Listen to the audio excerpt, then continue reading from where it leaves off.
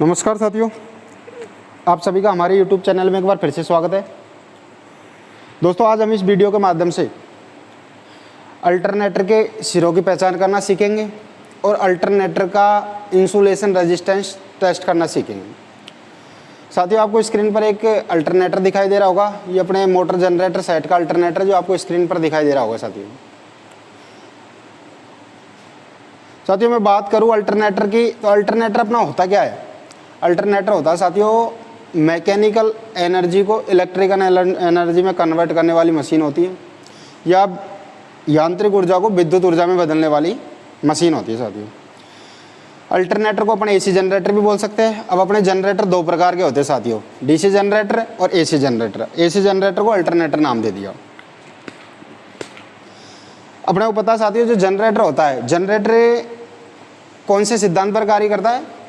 साथियों, जनरेटर अपना फैराडे के विद्युत चुंबकीय प्रेरण के सिद्धांत पर काम करता है। और फैराडे का विद्युत चुंबकीय प्रेरण का सिद्धांत आपको अच्छी तरीके से आता होगा। साथियों, मैं एक बार आपको वापस बोल के दिखाता हूं। साथियों, जब किसी चालक को किसी चुंबकीय क्षेत्र में अपेक्षित गति पर घुमाया जाता है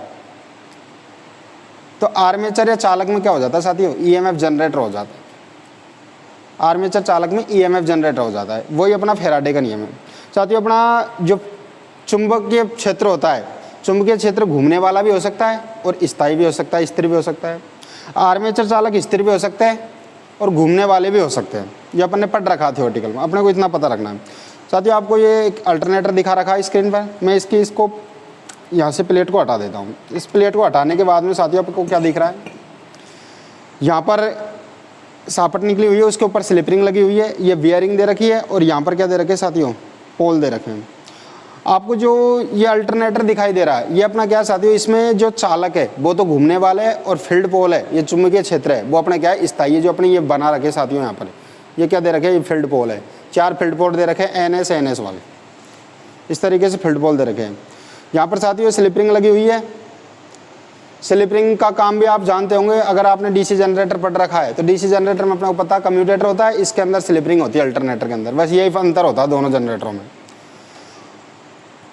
एसी अल्टरनेटर हो या जनरेटर हो, डीसी जनरेटर हो, उसके आर्मेचर चालक होंगे साथियों, उनमें क्या एसी पैदा होगी। लेकिन अपने को डीसी जनरेटर में कम्यूटेटर की सहायता से एसी को डीसी में कन्वर्ट करके डीसी ले लेते हैं अपन।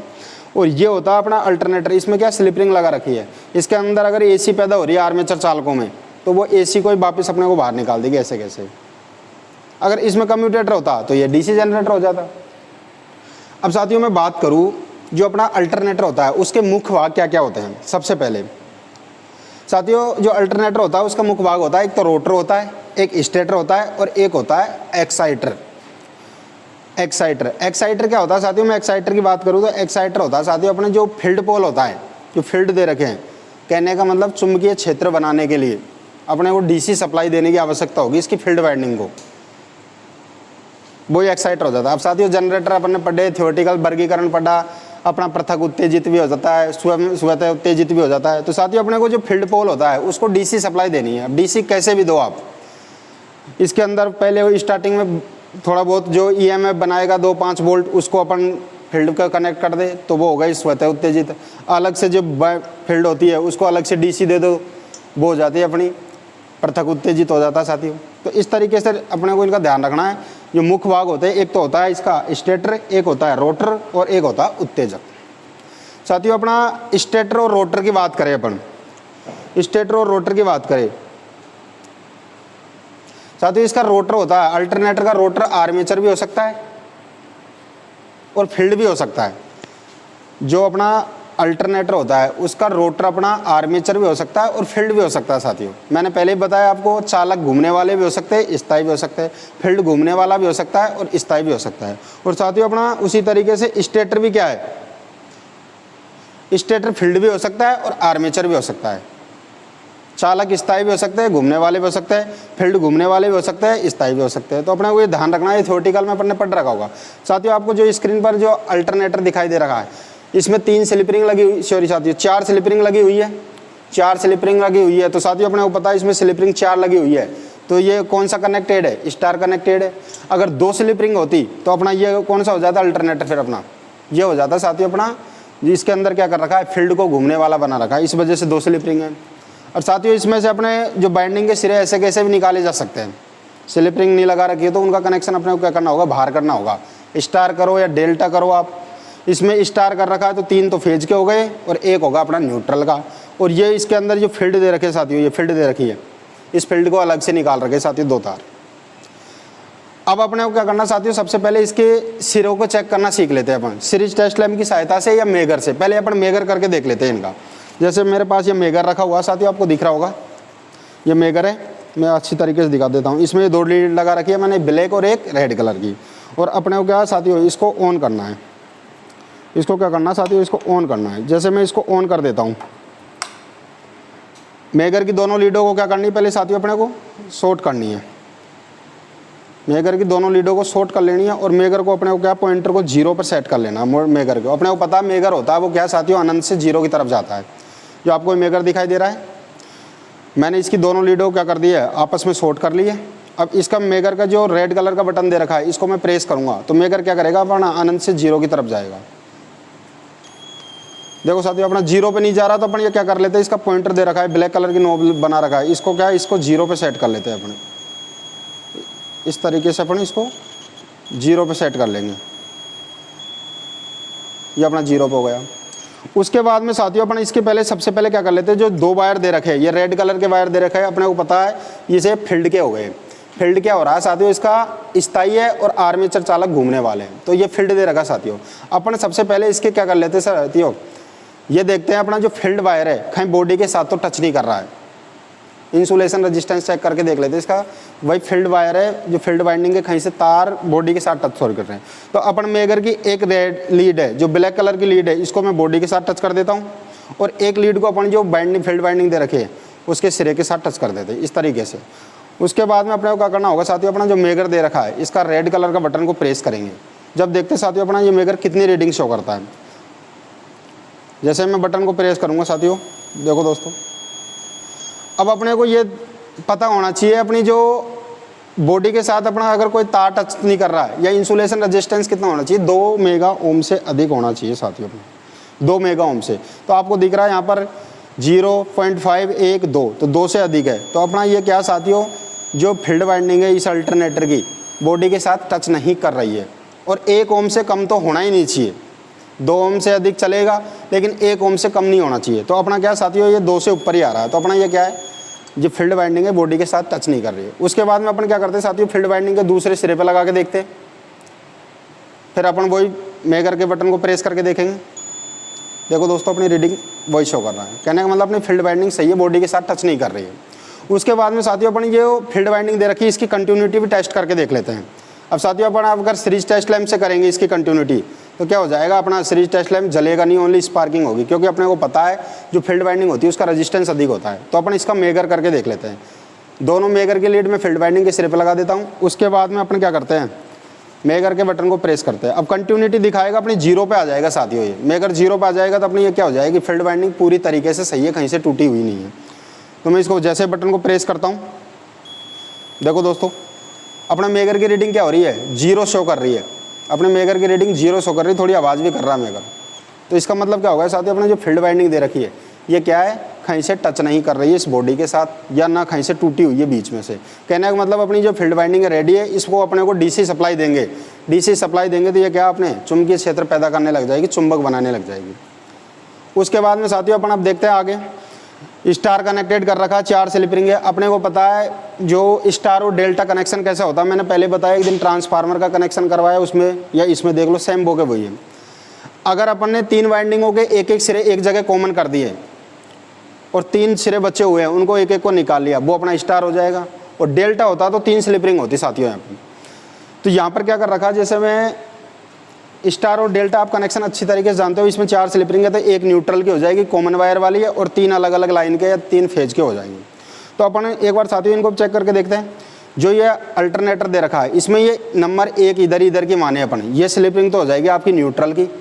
फिर ये अपने R/B या अपने ये फेज क्रम की हो जाएगी, फेज क्रम की बोल दो, या UB/W अपन जो 3 फेज को बोलते हैं सप्लाई को, फेज क्रम हो जाएगा सब।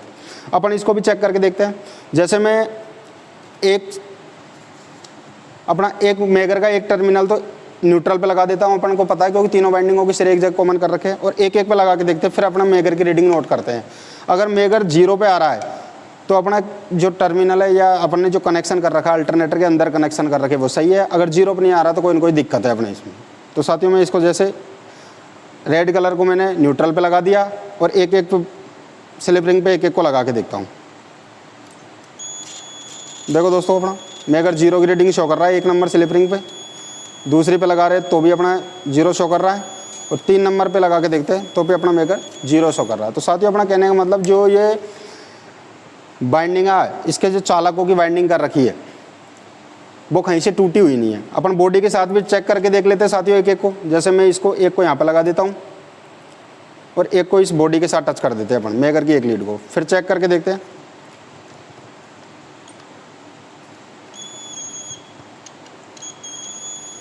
देखो दोस्तों 1 के समथिंग आ रहा है अपना, 1 पे आ रहा है, 1 ओम से कम नहीं जाना चाहिए। कहने का मतलब इसकी जो बॉडी के साथ अपनी मतलब जो बाइंडिंग है उसको सुखाने की या बार्निश जो है कपड़ा लगा रखा है इसको, इसमें कुछ दिक्कत है, नमी आ गई है या उसकी वजह से ये क्या है 1 पे शो कर रहा है।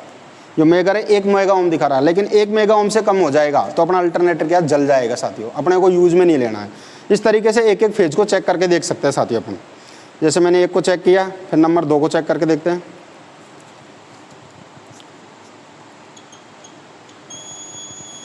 वो भी 1 मेगा ओम दिखा रहा है साथियों, 2 नंबर का फेज भी।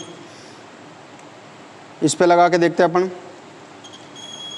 ये भी 1 मेगा ओम शो कर रहा है, और अपन लास्ट के पे लगा के देखते हैं लास्ट के फेज पे तो भी अपना मेगर क्या साथियों 1 मेगा ओम शो कर रहा है। कहने का मतलब अपना 1 मेगा ओम से कम नहीं होना चाहिए। अगर 1 मेगा ओम से रेजिस्टेंस कम आ रहा है तो अपना क्या है साथियों इस अल्टरनेटर में दिक्कत है, करंट भी मार सकता है, ये जल भी सकता है। इसको क्या है इसको बार्निश करनी, इसको सुखाने की ज़रूरत है, इसमें या तो नमी आ गई है, उनको अपने को चेक करना है साथियों। इस तरीके से अपन क्या है जो अल्टरनेटर होता है उसका मेगर कर सकते हैं। उसके बाद में साथियों में अगर इसको सीरीज टेस्ट लैंप से दिखाऊँ आपको, सीरीज टेस्ट लैंप से दिखाए अपन तो ये अपना जो सीरीज टेस्ट लैंप है आपको दिख रहा होगा स्क्रीन पे, इसको ऑन करके देखते हैं साथियों अपन। ये अपना सीरीज टेस्ट लैंप ऑन हो गया। एक वायर मैं बॉडी के साथ टच कर देता हूँ और एक एक फेज पे लगा के देख लेते हैं साथियों। पहले कहीं अपना फेज टच तो नहीं कर रहा। ये अपनी न्यूट्रल वाली स्लिप रिंग पे लगाया तो अपना लैंप नहीं जल, देखो साथियों अपना न्यूट्रल नहीं जल रहा। साइड में लग जाता बॉडी के साथ टच कराया तो जलेगा, लेकिन स्लिप रिंग पे नहीं जल रहा। कहने का मतलब अपना इंसुलेशन सही है। फिर नंबर 1 पे फेज पे लगा रहे तो नहीं जल रहा, 2 नंबर पे लगा रहे तो भी अपना लैंप नहीं जल रहा, और 3 नंबर पे लगा रहे तो भी अपना लैंप नहीं जल रहा। इस तरीके से अपना बॉडी के साथ तो टच करेगा तो जलेगा, लेकिन अपना जो स्लिप रिंग है उस पर लगा रहे हैं उन पर नहीं जल रहा। तो कहने का मतलब अपना फेज क्रम सही है, बॉडी के साथ टच नहीं कर रहे हैं। अपना जो फेज वायर है जो अपना बाइंडिंग दे रखी है वो बॉडी के साथ टच नहीं कर रही है। उसी तरीके से साथियों अपन फील्ड को भी चेक कर सकते हैं, तो फील्ड भी अपना चेक नहीं कर रहा साथियों।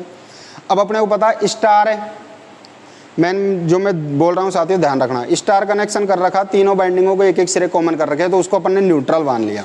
और एक एक सिरे, अब 3 स्लिप रिंग बची हुई है, एक एक सिरे बचे हुए हैं, उन पर लगाएंगे तो अपना लैंप क्या साथियों इसके सिरे चेक करेंगे तो सारों पे अपने जो तीनों स्लिप रिंग लगी हुई है तीनों फेजों पे अपना लैंप बराबर जलेगा।